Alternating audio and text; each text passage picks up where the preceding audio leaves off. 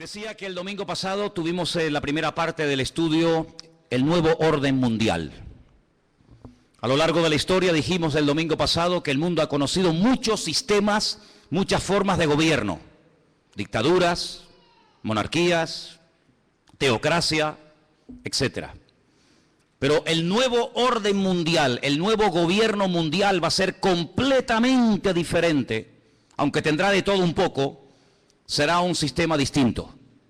En los próximos años, las leyes, el comercio, la política, la economía, todo va a cambiar. Estamos a punto de ver cambios que durante milenios no se han producido, pero el mundo va a experimentar unos cambios tremendos. Y tenemos que saber cómo estar preparados y cómo reaccionar y comportarnos ante estos cambios. Y en el capítulo 13 del libro del Apocalipsis nos habla de un hombre, de un personaje que recibe a lo largo de la Biblia muchos adjetivos, muchos nombres. El anticristo, el cuerno pequeño, el hombre de pecado, el hijo de perdición, God, etcétera. Son nombres que nos hablan acerca de cómo es este hombre. Pero hay un versículo que la semana pasada no tocamos y que yo, antes de entrar a hablar del segundo personaje que juntamente con el anticristo van a llevar las riendas de este mundo en los últimos tiempos, no tocamos, y es el versículo 2, Apocalipsis 13, verso 2. Y ahí se nombran tres animales diferentes. Tres animales que los que hemos estudiado la Biblia sabemos qué está tratando de decir Juan, de una forma, digamos, oculta, ¿no? Apocalipsis 13:2 dice que la bestia, y hablamos del anticristo,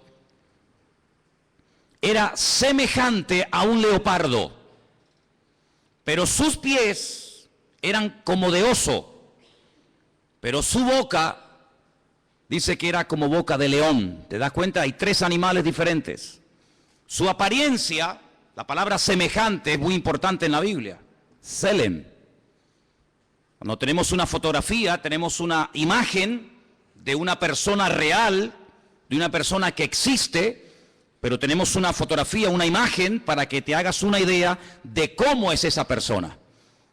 Entonces la Biblia nos enseña que la semejanza, el aspecto exterior de este líder mundial, de este político llamado el anticristo, es semejante a un leopardo, pero su forma de actuar, los pies, cómo camina, cómo se comporta, cómo actúa, es como un oso.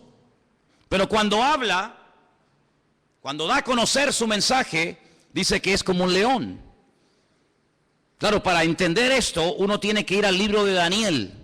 Yo siempre he dicho que la Biblia es una especie de gran rompecabezas, un gran puzzle. Hay cosas que Daniel dice que el Apocalipsis te explica. Y hay cosas que lees en el Apocalipsis que si no conoces Daniel, no puedes entender nunca. La Biblia nos enseña que en el Antiguo Testamento, en la época del profeta Daniel en Babilonia, él tuvo un sueño una noche. Y él dice que vio 4 animales que le llamaron tremendamente la atención. Dice que él vio a un león con alas. Dice que vio a un oso que estaba apoyado sobre una pata más que de otra.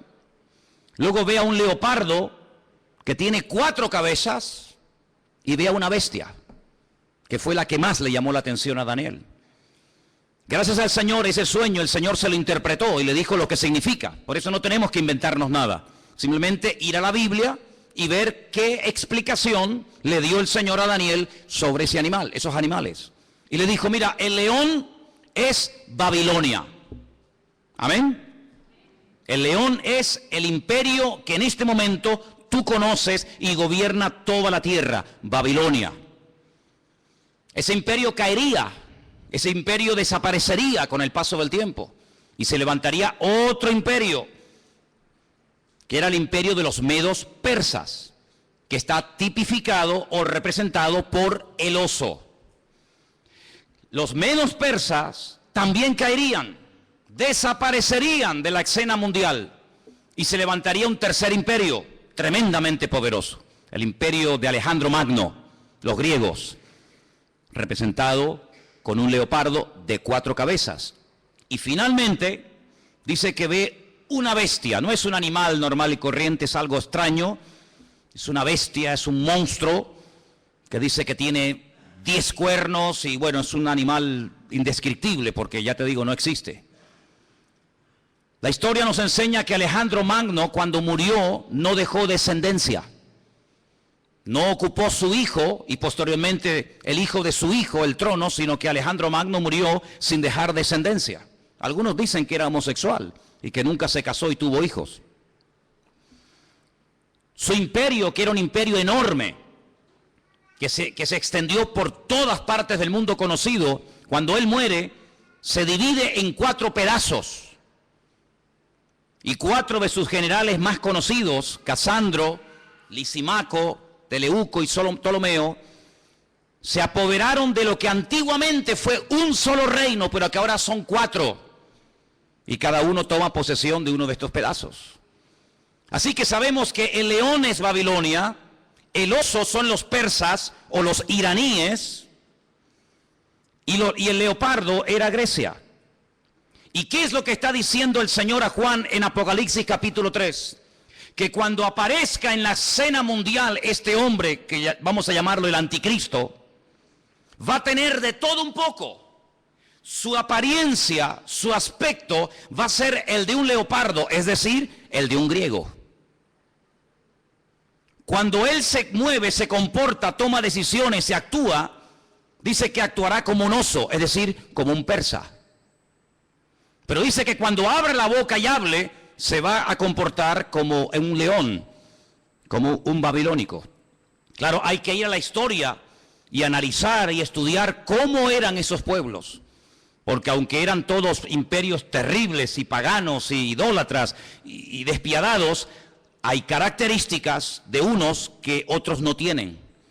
Por ejemplo, los griegos le dieron mucha importancia al aspecto físico, al hedonismo, al vivir bien, al pegarte la gran vida.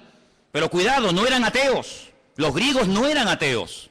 Les recuerdo que cuando el apóstol Pablo fue a Grecia, a un lugar público llamado el Areópago, donde se compartían las enseñanzas, y allí estaban los filósofos de la época, el apóstol Pablo dijo: hoy paseando por vuestra ciudad, por Atenas, he observado que ustedes los atenienses sois gente muy religiosa. No eran ateos, pero eran religiosos. Dice que al apóstol Pablo le llamó la atención que vio un altar donde no había ninguna imagen, pero había una inscripción que decía: al Dios no conocido. Es decir, por si acaso nos hemos olvidado de reverenciar o de adorar a un Dios que no sabemos cómo es, le ponemos una inscripción para que no se sienta ofendido. Luego, una de las características de los griegos era que le daban mucha importancia a la cultura, a la filosofía, a los deportes. Ellos fueron los inventores, los creadores de las Olimpiadas. Ellos le daban mucha importancia al aspecto físico. Llenaron toda Jerusalén y el mundo conocido de antaño de gimnasios. Le daban mucha importancia al culturismo, al aspecto físico. Pero también eran personas que tenían grandes problemas con la lujuria. La mayoría de ellos eran bisexuales, le gustaban tanto los hombres como las mujeres. Eran personas que no tenían ningún tipo de escrúpulos, eran personas que no tenían ningún tipo de moral, eran personas que le daban rienda suelta a cualquier impulso de la carne, con tal de que te sientas bien, lo puedes hacer.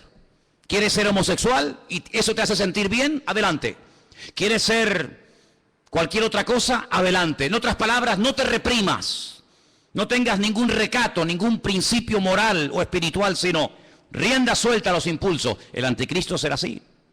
El anticristo no será un ateo, pero será una persona, un libertino, una persona que le dará igual lo que sea, con tal de que la gente se sienta contenta y feliz. Por eso dice que su aspecto, su forma de ser, es como la de un griego, una persona que le da lugar a la carne, al hedonismo.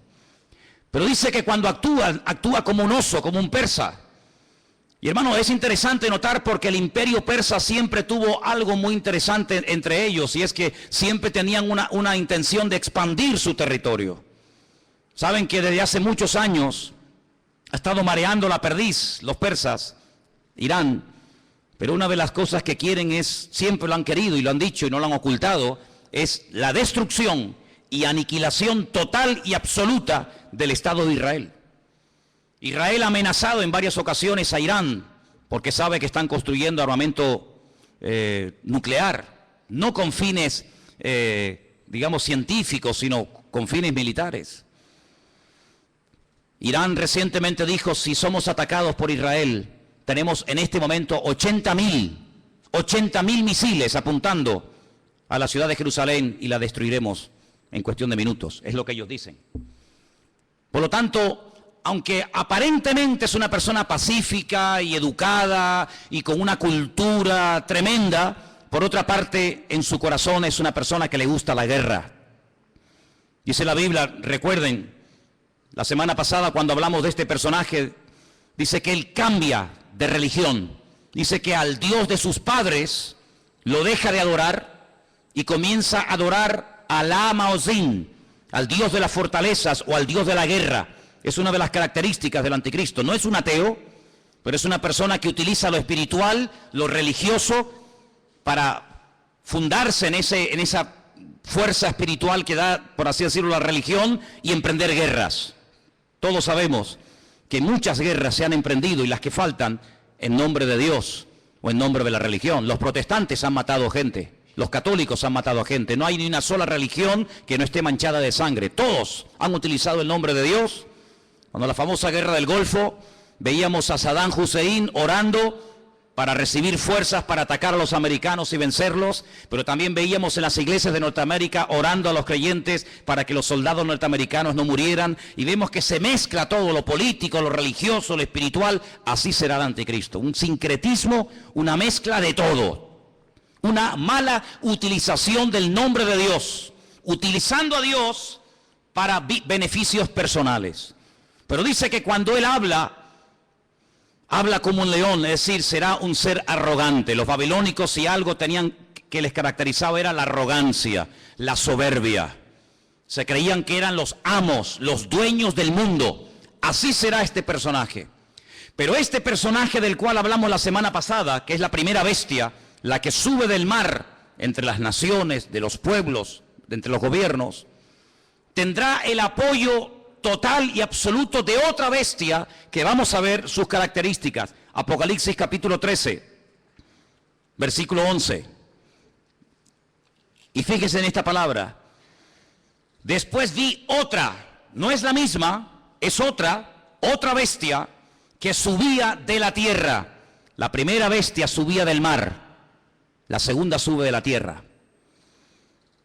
Tenía 2 cuernos semejantes a los de un cordero, pero cuando hablaba como un dragón. Jesús dijo en cierta ocasión que de la abundancia del corazón habla la boca. ¿Cuántos dicen amén? Su aspecto es un cordero, pero en cuanto abre la boca sale toda la basura que tiene dentro y se da a conocer lo que realmente lleva: maldad y muerte por todas partes. Dice que ejerce toda la autoridad de la primera bestia en presencia de ella. Hace que la tierra y los moradores de ella adoren a la primera bestia, cuya herida mortal fue sanada. Versículo 13. También hace grandes señales, de tal manera que aún hace descender fuego del cielo a la tierra delante de los hombres. Versículo 14. Engaña a los moradores de la tierra con las señales que se le ha permitido hacer en presencia de la bestia, mandando a los moradores de la tierra que le hagan imagen a la bestia que tiene la espada, la herida de espada, y vivió. Se le permitió infundir aliento a la imagen de la bestia para que la imagen hablase e hiciese matar a todo el que no la adorase. Verso 16. Hacía que a todos, pequeños y grandes, ricos y pobres, libres y esclavos, se les pusiese una marca en la mano derecha o en la frente. y que ninguno pudiese comprar ni vender sino el que tuviese la marca o el nombre de la bestia o el número de su nombre. Dice, aquí hay sabiduría. El que tiene entendimiento, dice, el que tiene entendimiento cuente el número de la bestia, pues es un número de hombre y su número es 666. Es decir, que en los últimos tiempos surgirá un nuevo orden mundial.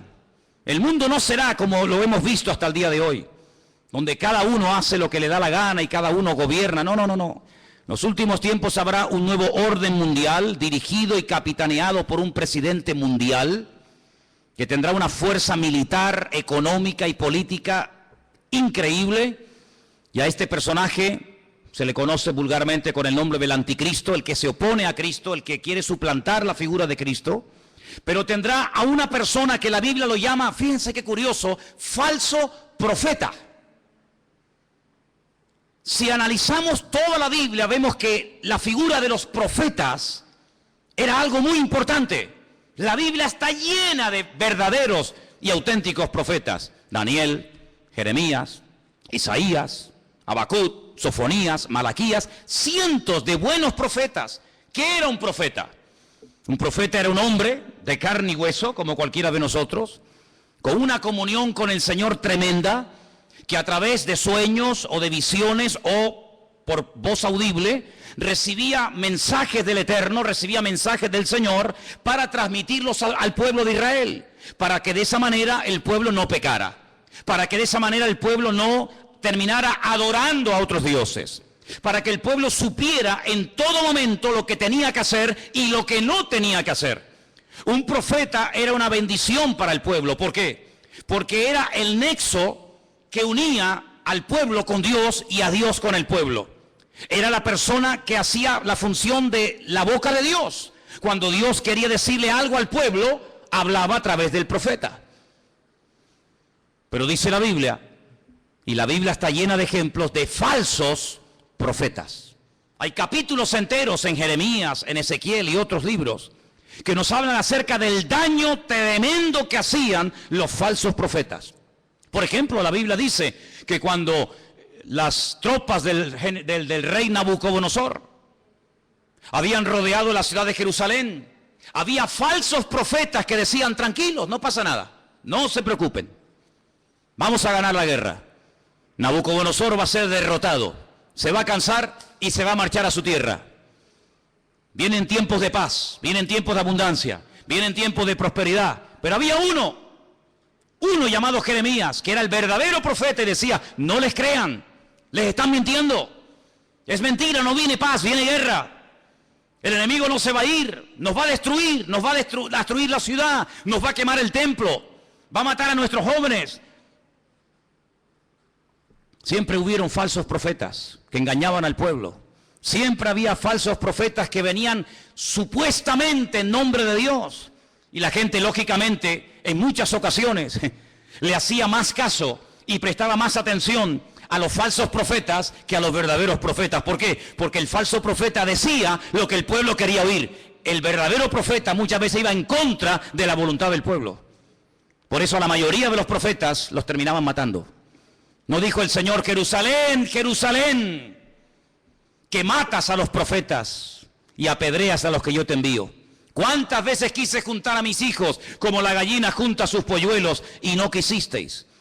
La ciudad de Jerusalén pasó a la historia como una ciudad que mataba a los profetas. Porque los profetas confrontaban, los profetas hablaban claro, los profetas no eran aplaudidos, eran gente odiada. Era gente que muchas veces tenía que vivir totalmente dependiendo del Señor porque los querían matar, los querían torturar y querían taparles la boca a cualquier precio. Y curiosamente dice la Biblia que el anticristo tendrá el apoyo incondicional de un hombre que no va a ser un político, recuerda eso.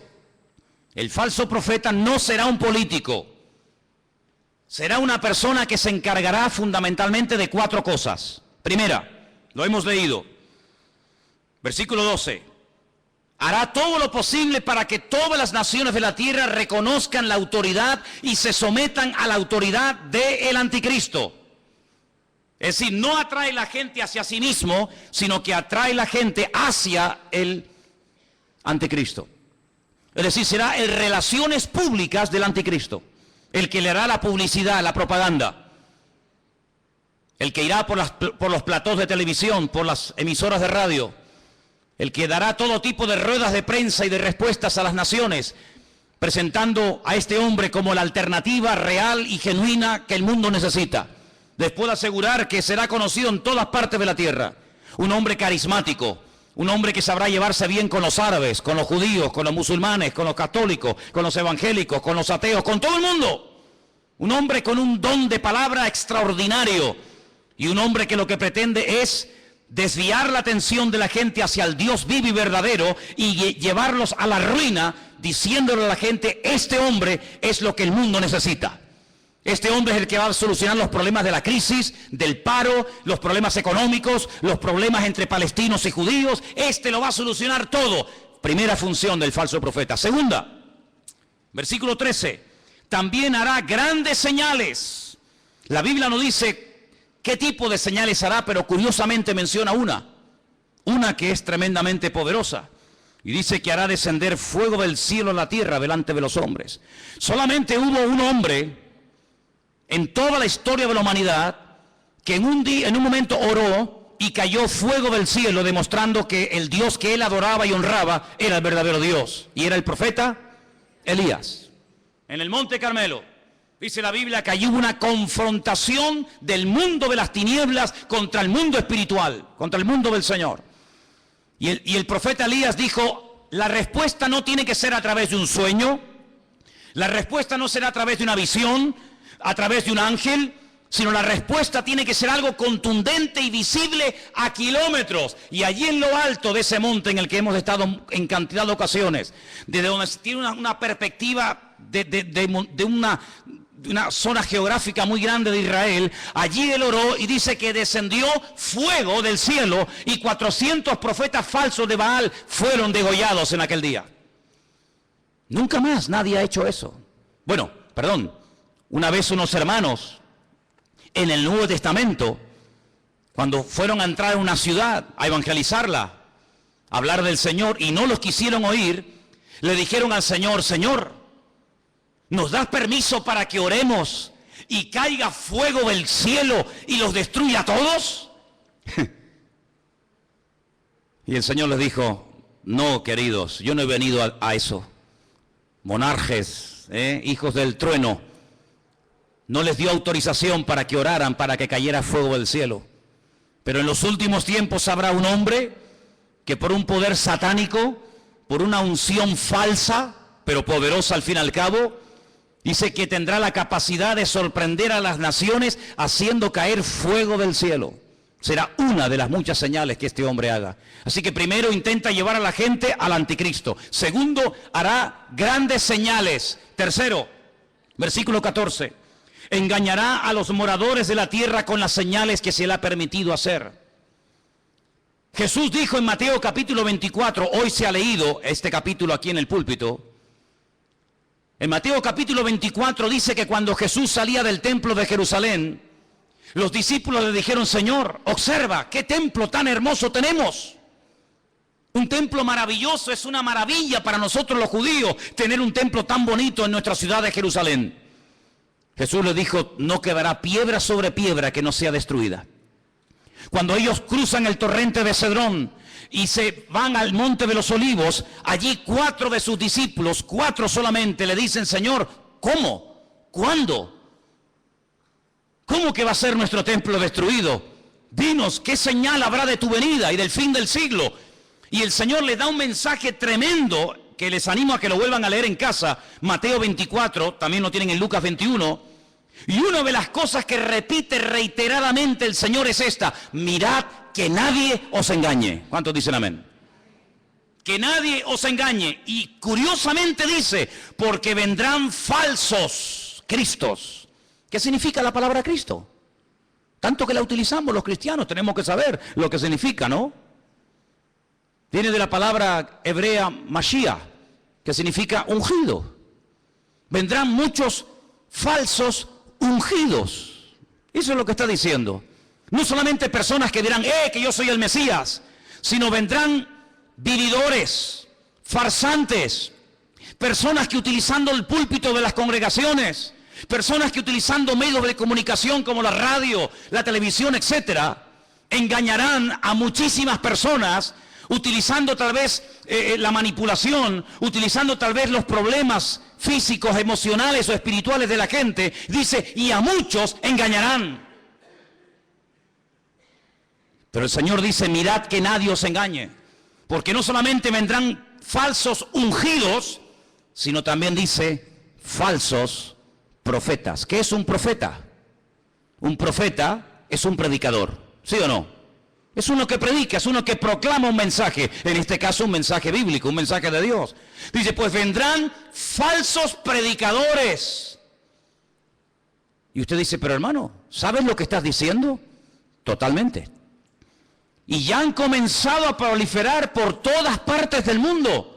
Falsos predicadores, falsos evangelistas, falsos maestros, falsos profetas, que incluso a veces con milagros o con señales llegan a seducir y a engañar a la gente. Y no es algo nuevo, lo estamos viendo de hace 10 años a esta parte, en todas partes del mundo. Pero en los últimos tiempos habrá una persona que será el máximo exponente del engaño y de la mentira, que la Biblia lo llama el falso profeta. ¿Y qué podemos hacer los cristianos? ¿Tenemos la obligación de creer todo lo que los pastores dicen? ¿Tenemos la obligación de creer todo lo que la gente predica en un púlpito? Rotundamente no. La Biblia nos enseña que cuando una persona proclama el evangelio, y más cuando una persona se llama o se autodenomina profeta, la congregación, la audiencia, el pueblo que escucha el mensaje, tiene que filtrar, tiene que analizar, tiene que escudriñar si lo que este hombre está diciendo es palabra de Dios o es falso. No se puede decir amén a cualquier enseñanza, hermanos. Yo soy vuestro pastor hace 14 años en esta iglesia. Pero el día que yo me aparte del evangelio, el día que yo me aparte de la verdad, el día que yo les enseñe algo falso, no me crean, no vengan más a este lugar. Porque la Biblia nos enseña que la oveja tiene la obligación de rumiar la comida antes de tragársela. ¿No hablamos hace poco de una de las características de las ovejas? ¿Sí o no? ¿Y cuál es una de las características de la oveja? Que es un animal rumiante. ¿Y qué es un rumiante? Un animal que primero mastica, mueve la comida, la saborea, la prueba, y luego después de haberla masticado bien, se la traga. Y esa es una de las características que tenía que tener un animal limpio para poder ser ingerido. El Señor dijo que tenga pezuña y que sea rumiante. Y el Señor quiere que tú seas, permíteme la palabra, un rumiante. Una persona que diga, un momento, te he oído, he prestado atención, he tomado buena nota. Perfecto. Déjame analizar a través de las Escrituras si lo que tú hoy nos has enseñado, si la palabra que nos has traído es bíblica o es mentira y es falsa. Dice la Biblia que cuando Pablo fue a la ciudad de Berea, ¿os acordáis? Dice que los judíos de la ciudad de Berea escucharon a Pablo durante varias semanas, durante varios días de reposo en la sinagoga, compartir la palabra. Pero dice que eran gente más noble que los de Tesalónica. ¿Por qué dice la Biblia que los judíos de Berea eran diferentes a los judíos de Tesalónica? Dice, porque ellos comprobaban cada día en las Escrituras si las enseñanzas que el apóstol Pablo le daba a la congregación eran palabra de Dios o no eran palabra de Dios. ¿Cuántos dicen amén?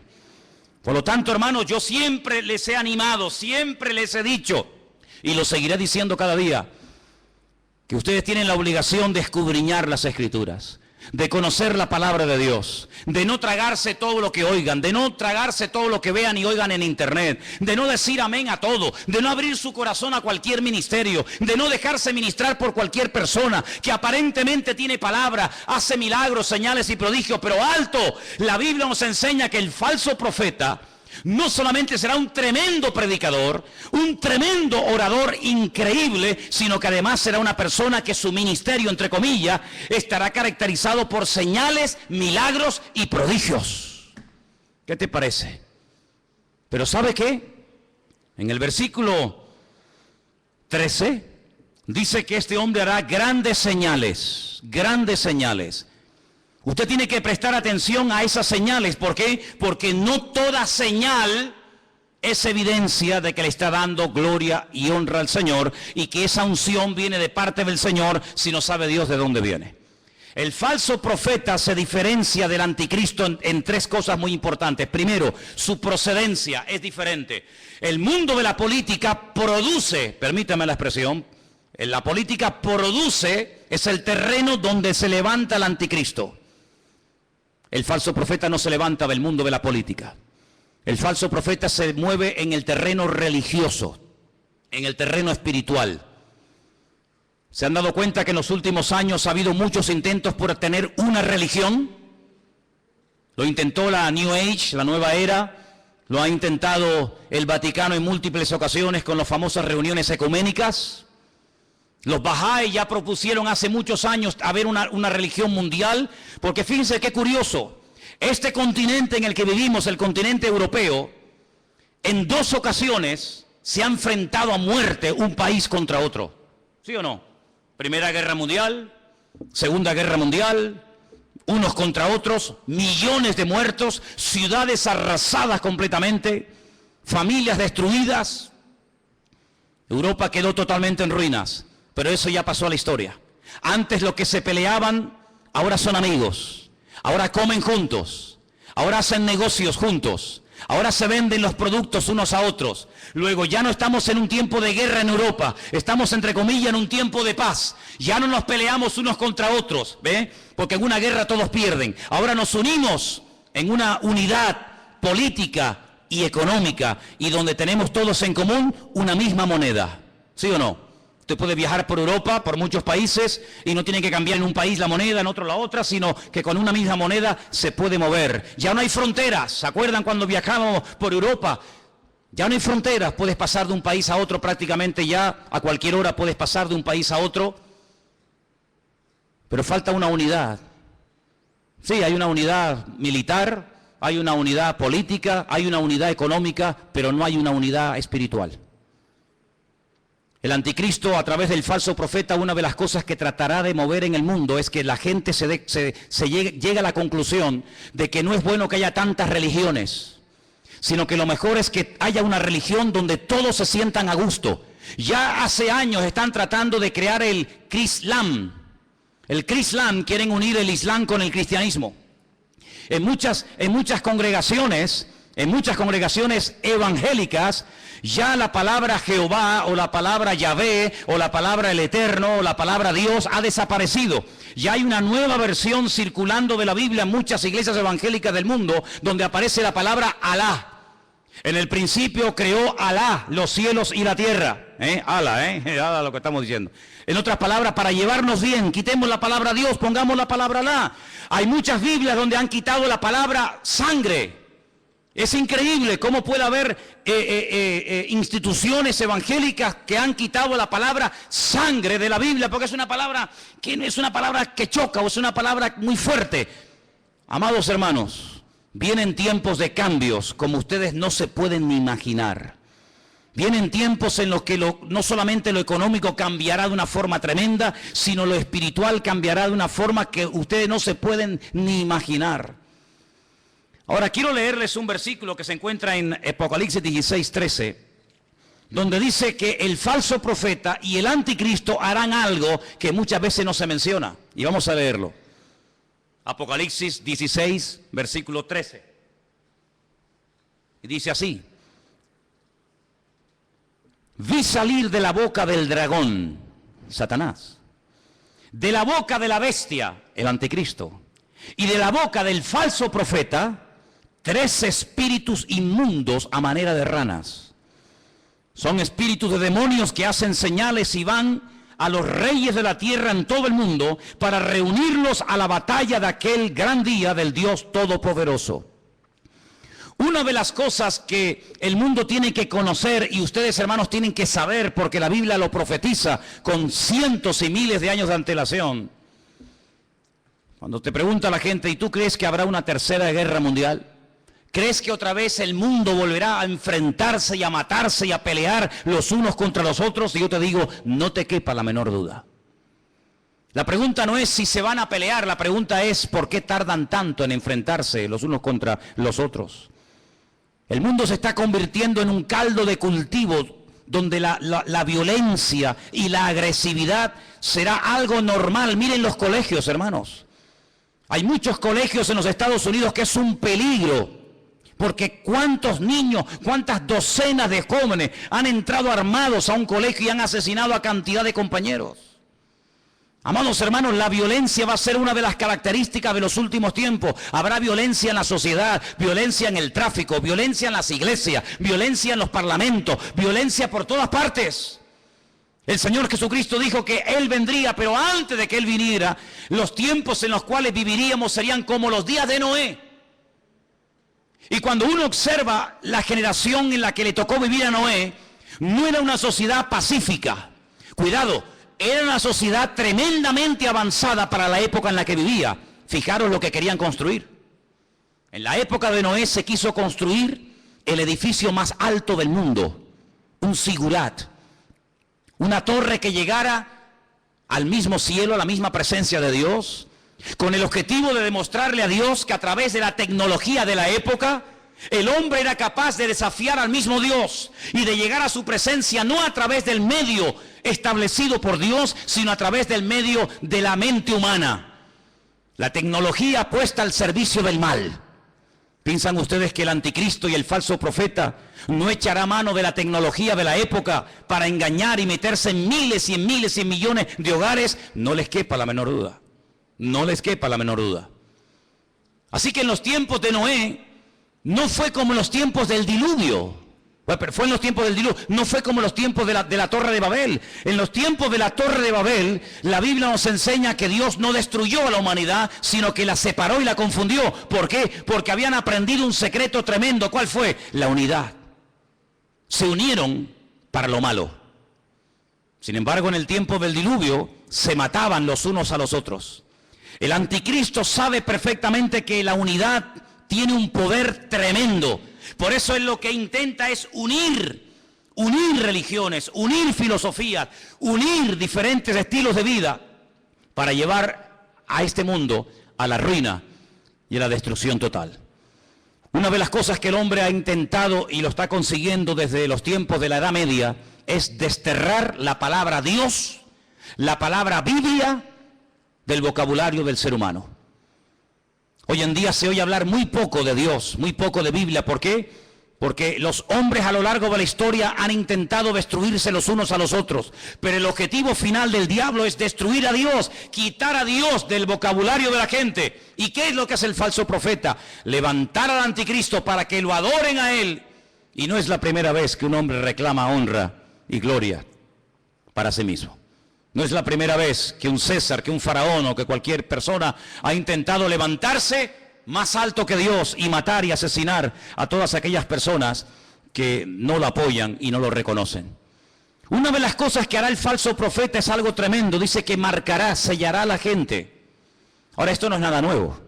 Si ustedes leen esta noche tranquilamente en casa el capítulo 9 de Ezequiel, recuerden, Ezequiel capítulo 9, ustedes se van a dar cuenta que el Señor, antes de ir a la ciudad de Jerusalén y permitir que las tropas enemigas la destruyeran, Él dijo: ponle una marca a mis hijos en la frente y en la mano, para marcar, hacer una diferencia entre el que cree y en el que no cree, el que es mío y el que no es mío.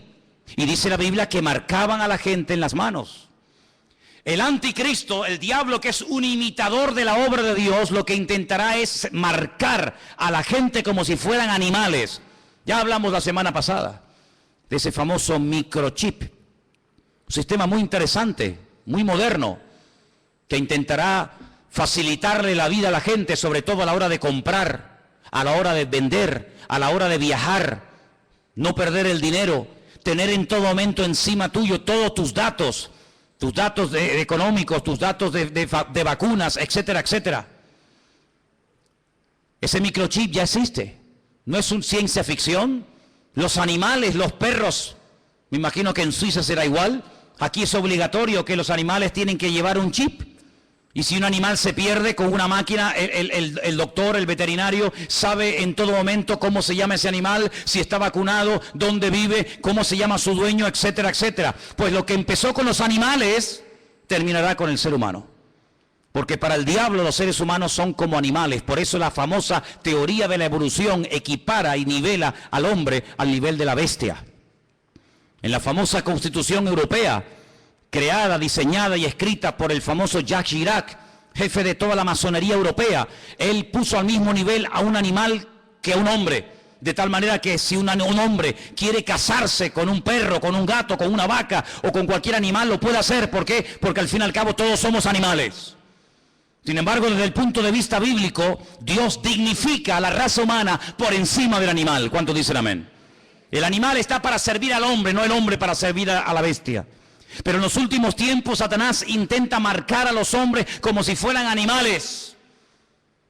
Y les cierra las posibilidades de poder comprar, de poder vender, de poder buscarse la vida si no te dejas marcar. Pero esa marca, esa especie de microchip indeleble, invisible, que no molesta, que está ahí dentro y ni te enteras que está, también permite en todo momento tener a la población mundial localizada en cualquier parte donde se encuentre.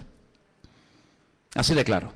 Dice que este microchip está alimentado por una pequeña pila de litio, de tal manera que si la persona en un momento determinado decide quitárselo y lo toca y lo abre, se envenena la sangre por esa sustancia.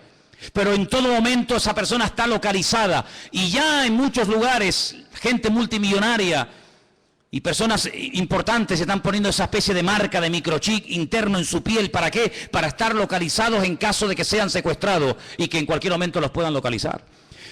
Sí, suena como ciencia ficción, ¿verdad? Suena como algo de Steven Spielberg, ¿no? Suena como algo que tú dices, pero esto es una cosa increíble. Vuelvo a hacerles la pregunta que les hice el domingo pasado.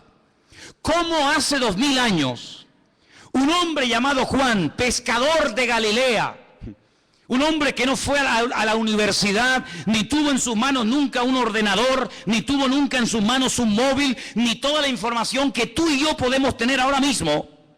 ¿Cómo es posible que este hombre nos dé unos datos de la civilización de los últimos tiempos de una forma increíble, hasta el punto que hay momentos en los que él llora escribiendo el libro del Apocalipsis, viendo lo que se avecina y viendo lo que viene?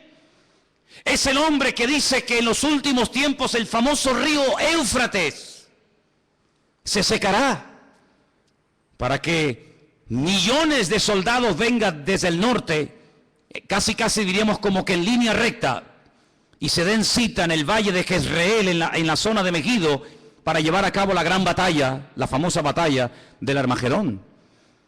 Sabemos que en el punto de mira hay un pequeño pueblo que tiene 22.000 kilómetros cuadrados.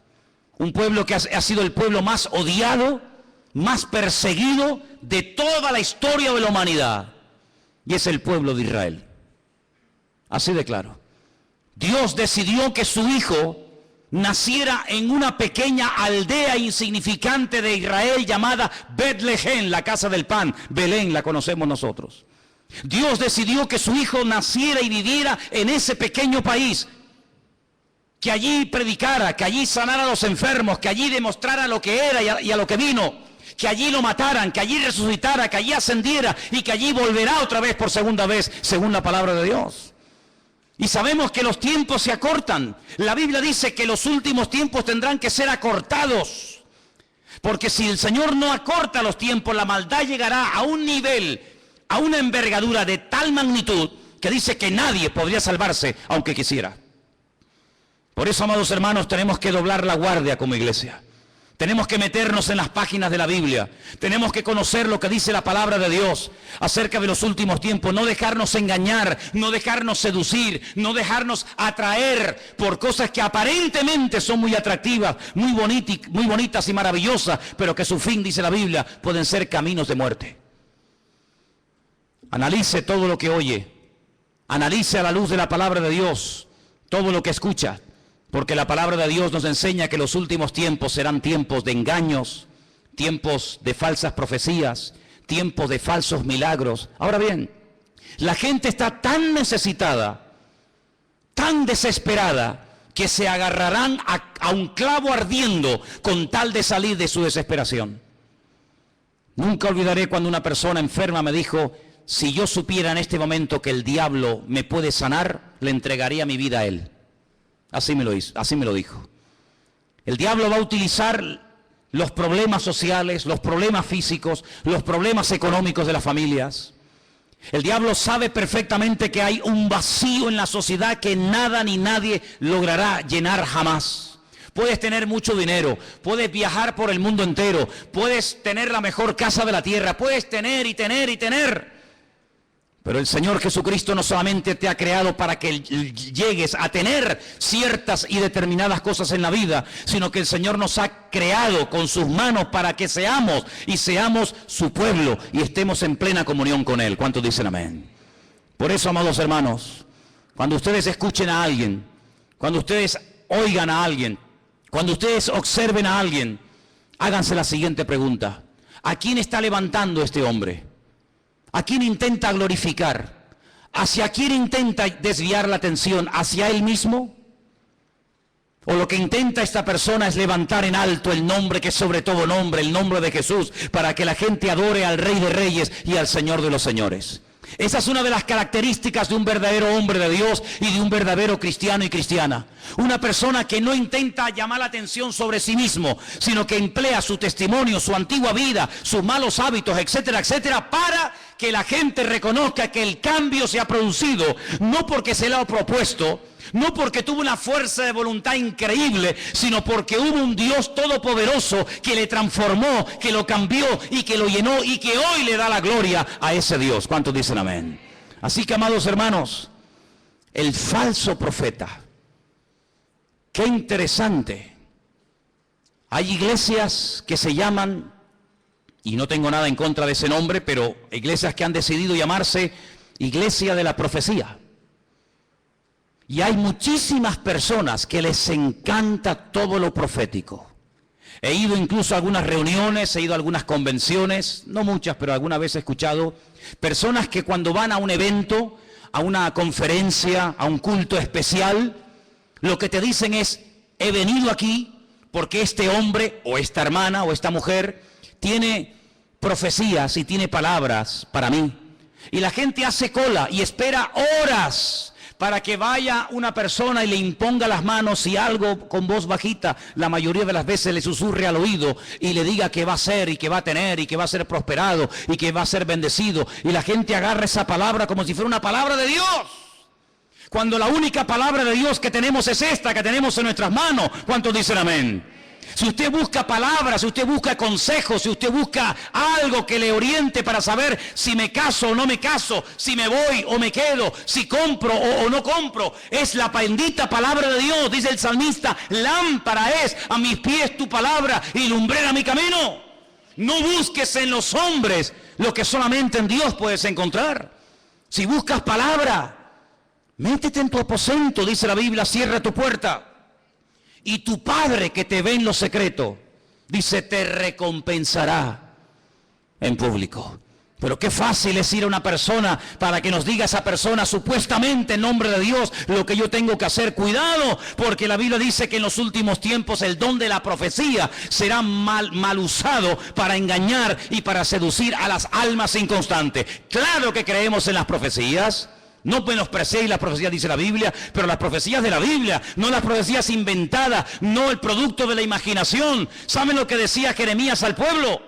Ustedes, Dios no los ha enviado a ustedes, ustedes profetizan y tienen el descaro y la desfachatez de esperar que lo que han profetizado se cumpla cuando saben que Dios no está hablando a través de vuestras bocas. Amados hermanos, maldito el hombre que confía en el hombre, pero bienaventurado el hombre que confía en el Señor. ¿Cuántos dicen amén? Vienen tiempos difíciles, vienen tiempos de cambios, vienen tiempos donde vamos a ver cosas muy raras, muy extrañas. Ya hay iglesias en el mundo para homosexuales, no sé si lo sabían. Iglesias evangélicas gay, ya están por el mundo, por todas partes. Iglesias donde ya no se habla de la sangre de Cristo ni la muerte del Señor. Iglesias donde todo vale. Iglesias donde te puedes casar, separar, divorciar, estar con este, estar con la otra, estar con él, ahora me caso, ahora me divorcio y no pasa nada. Dios es un Dios de amor. Vamos a ver cosas muy extrañas en los últimos tiempos. Pero recuerda algo, Dios es santo y quiere que tú y yo también seamos santos. Huye de todo lugar donde te lo pongan fácil. Escúchame bien. Huye de todo lugar donde te lo pongan fácil para que no te ofendas. Lo políticamente correcto, sabes que es una expresión que se usa mucho hoy en día, ¿no? Lo políticamente correcto, no lo digas tan duro para que no se ofendan, no lo digas tan contundente para que no... Huye de los lugares donde todo te lo ponen bonito y fácil. El Señor no viene a agradarnos los oídos, sin confrontación no hay cambio. Y la palabra de Dios viene para sacudirnos y para que le busquemos a Él en espíritu y en verdad. Y si el Señor tiene que sacudirnos en esta tarde y romper esquemas religiosos de nuestra vida, y si tiene que abrirnos nuestros ojos a una realidad que viene, nos guste o no, pues bendito sea el Señor. Pero la iglesia en esta hora tiene que dar la talla. Somos la sal de la tierra, somos la luz del mundo y no podemos en este momento de la historia, hermanos, claudicar, no podemos enfriarnos, no podemos dar marcha atrás. Estamos, hermanos, oyendo la trompeta del Señor. Dios viene, el Señor viene pronto y quiere que su iglesia se ponga las pilas, que se levante en pie de guerra y le diga al diablo: alto, aquí estamos los hijos de Dios. Aquí todavía hay gente que vive en orden, aquí todavía existe la familia, aquí existe el perdón, aquí existe la misericordia, aquí existe la fe. ¿Por qué? Porque nosotros creemos que lo que Dios prometió en su palabra es la verdad. ¿Cuántos dicen amén? Quiero que cierres tus ojos ahí donde estás. Y recuerda las palabras del Maestro. Mirad que nadie os engañe. Mirad que nadie te engañe. Ni pastores, ni profetas, ni rabinos, ni falsos mesías, que nadie te engañe. Dice la Biblia: conoceréis la verdad, y la verdad os hará libres. Amados hermanos, si quieres ser libre, tienes que conocer la verdad, y la verdad es Jesucristo. Él es el camino, Él es la verdad y Él es la vida. La gente va a ser engañada porque buscan fuera del Señor. Si buscaran en Dios no serían engañados. Si buscaran en la palabra de Dios no serían apaleados ni heridos. El problema es cuando a veces buscamos fuera de Dios otros caminos, otras formas, y te equivocas. Si estás buscando, busca en Dios. Ven a Dios, ven a Él en esta tarde. Ríndele tu corazón. Ríndele tu vida en esta tarde al Señor. Deja que Él aclare tus dudas. Él es el verdadero. Él es el Dios vivo y verdadero y no hay otro. Gracias, Señor Jesús. Recibe toda la gloria y el reconocimiento. Dice la Biblia que el anticristo, una de las cosas que hará es negar que Cristo vino en carne. Negar que Él vino. Y toda persona que niega que Cristo vino es el anticristo, dice el apóstol Juan. Nosotros en esta tarde rechazamos a este espíritu y declaramos en el nombre de Jesús que tú viniste en carne. Y confieso y declaro públicamente que aquel Mesías que se hizo carne era el Mesías verdadero y no hay otro más que Él. Bendito seas. Ahí empieza el cambio, cuando tú reconoces que el Mesías vino en carne, no de una forma espiritual, una nebulosa, una cosa extraña. No, vino en carne y hueso a dar su vida por ti. Ahí empieza el cambio.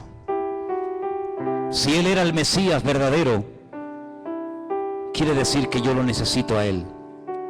Y por eso en esta tarde le decimos: yo te necesito, Señor Jesús. Te necesitamos, Señor, en nuestra vida. Los que somos padres, las madres, los creyentes, tus hijos te necesitan hoy más que nunca, Señor. En este tiempo de engaño, en este tiempo de tantos cambios y de tanta agresividad, nosotros te decimos: tú eres nuestra paz. Tú eres nuestra calma en medio de la tormenta, Señor Jesús. Recibe la gloria, Dios mío. Recibe la honra, mi Señor. Aleluya. Si en esta tarde entre nosotros hay alguien que nunca le ha entregado su vida al Señor, yo te animo a que lo hagas hoy. Te animo a que ahí donde estás le digas: Señor, yo me entrego a ti. Yo quiero conocerte, Jesús. Yo no te ofrezco una religión. El Señor no es religión, el Señor es una relación personal.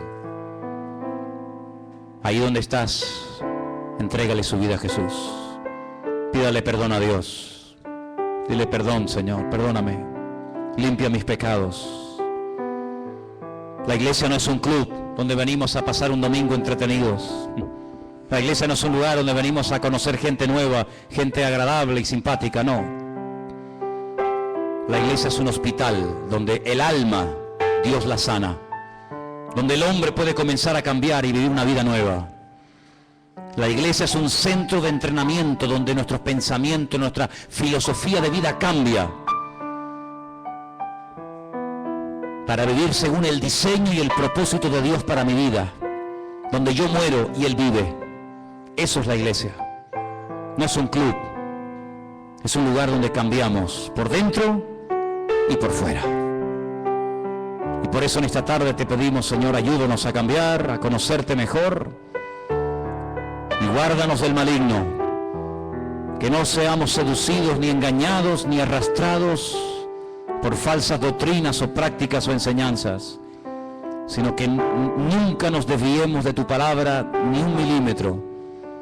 Porque tu palabra es el fundamento de nuestra vida. Gracias, Señor, porque tu palabra un día llegó a nuestra vida y ahora estamos edificando nuestra existencia sobre la roca, sobre Cristo Jesús nuestro Señor. A ti te damos la gloria y la honra, en el bendito nombre de Jesús. Amén.